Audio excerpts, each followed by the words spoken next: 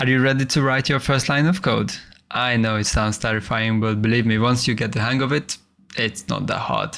Let's get started. Okay, so this is where we left off last time. So let's create a script. So first, I'm just gonna rename this game object to player and this one to player visual. And then, like we discussed it last time, if we add a component and a new script, and if I name it just an example, and it automatically creates a script. Also, you can create a script in the assets folder, just right click, create, and here a C# script. You just need to name it like asset folder, whatever. I usually like this better and I use this one because I can create these on the object I want. But if I want to use it on multiple objects, then I create it here and select the objects I need to use it on and just drag it there. Now all three of them has this asset folder script. So that's the only reason when I'm using that one. So I delete it for now and also this one. So if you install the Visual Studio or Visual Studio Code, then it should work right away if you just double click it. But if it doesn't work for you, then I'm gonna go through a few steps to make sure it's going to work. There's gonna be a few installation. So first, the number one is download the Visual Studio Code, of course, and install it. I'm gonna link everything in the description, so you don't need to find it. Download the Visual Studio Code, and also you need to download .NET Framework. Once you got that, then if you open the Visual Studio Code, you need to log in into your Microsoft account. And here's this button called extensions.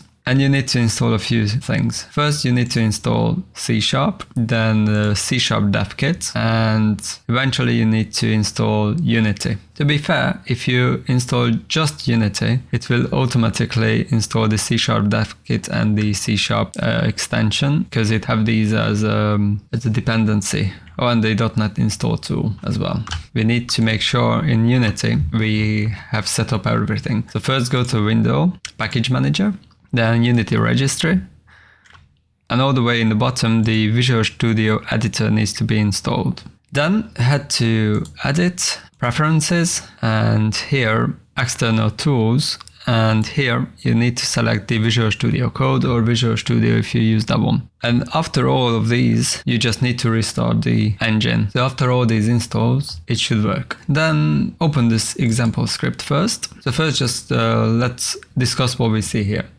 So up here, these are the namespaces. Basically, right now, all we need is the Unity engine, so we can delete the other two. And the namespaces is basically, we can use Unity specific stuff in our code. And we have a class. This is the script what we created. I don't want to explain it anymore in details because it can get complicated and right now we don't need it. But right now to talk about these two functions, the start and the update. The start function, when you start the game, runs once at the first frame and that's it. The update function is going to run every frame. Let's demonstrate it. In the previous episode, I just mentioned this console tab here, and we are going to create some messages in it. So go back to the code, and if you type debug.log, and between parentheses, I'm just going to say my first line of code.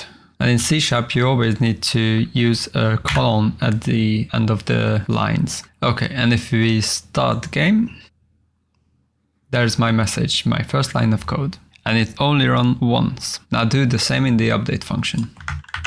Okay, and if you press start, we got all these messages. You can collapse it because it's the same line of code, but as you can see, it just keeps going until we stop the game. So why is it important? Well, if we want to set certain parameters to something at the start, we can do that in the start function. And if we want to monitor something in the game, we can use the update function. Okay, in C#, as you can see here, if you do these double dashes, that's commenting. So now this line won't run in our code, but you can do some comments like this do that, that do that, or maybe commenting something like I still need to do something here, but you don't have time for it.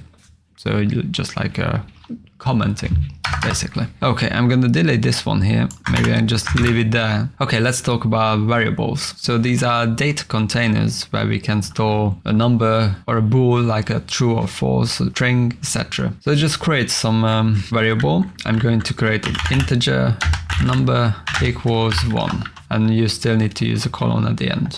This is a whole number, so it can be 1, 2, 3, 4, or -1, 2, 3, 4, etc. But if you need 1.5 or 1.3, or you need to use something called float, and this is float number, and this can be 1.5. Still not right yet, because at float we need to mark it as float, so we need to put an F at the end of the number. There's also something called bool is bool equals, and this can be only two things, true or false, and again colon at the end.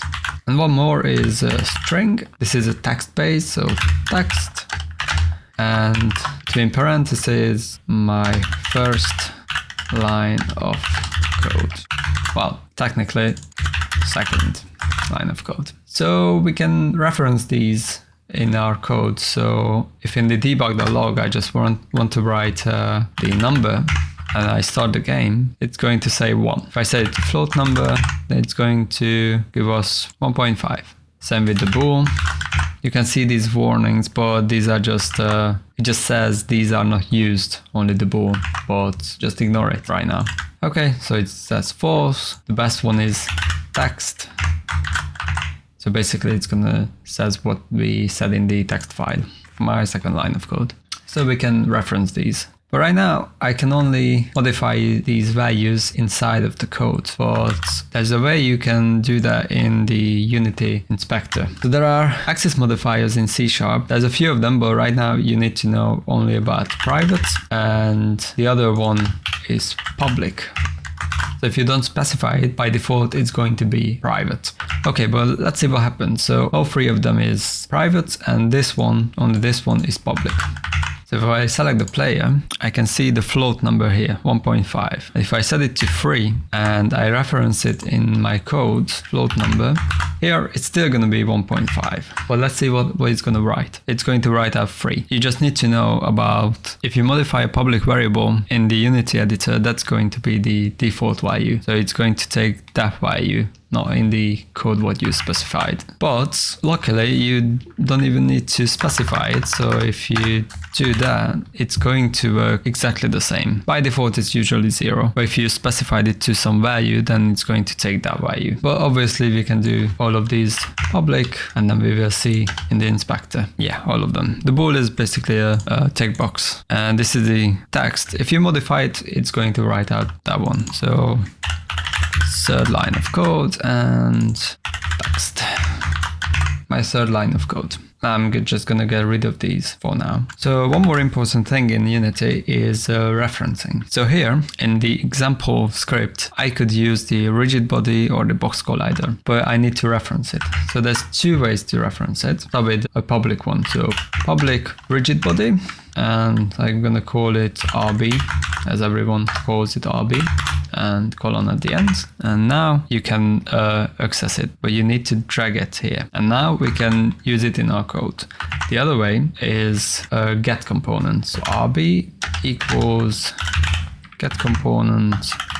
What we want is Rigidbody, and the syntax looks like that. So if I remove this public, and it's going to be a private variable. Now I won't be able to access it here, but when I start the game, there is a debug view, and here I can see this Rigidbody. Stop the game, you see it as none. So in the first frame, it's going to find this Rigidbody here and reference it. So yeah, that's the two way. I think as a beginner, it's better to use public and reference it.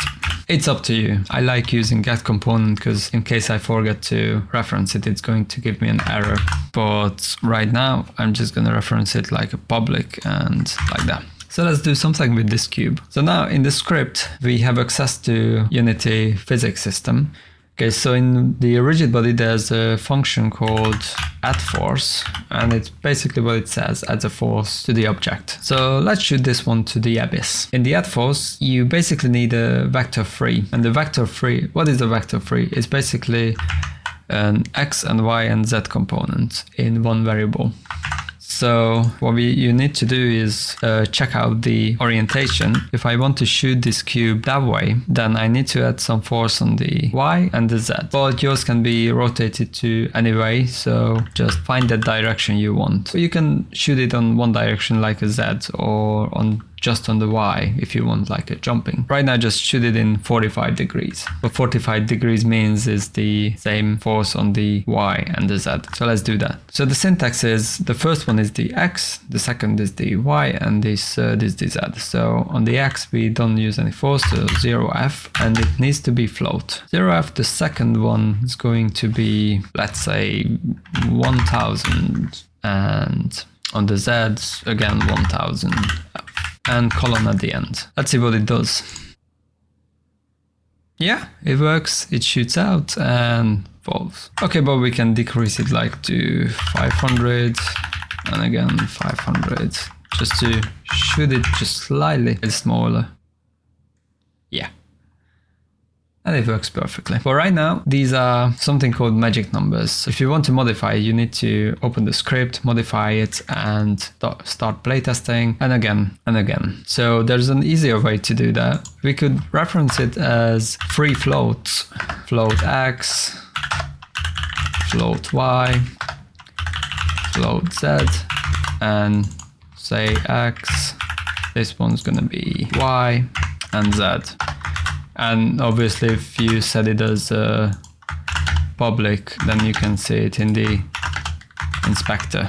Yeah, and set it like that. And if it's 500, 500, and it's going to do the same. But there's an easier way. If you set it to public vector free, this is going to be direction. Okay. And in the inspector, you can see an X, Y, and Z. So if you go back to the code and add force and say direction, and that's all you need. If you set the Y to 500 and Z to 500, it does exactly the same. Okay, now we can delete these X, Y, and Z values. And just like before, it's going to work the same. So that's it for this video. In the next one, we are going to move our character based on our inputs. And you can find that video here when it's out. See you in the next one.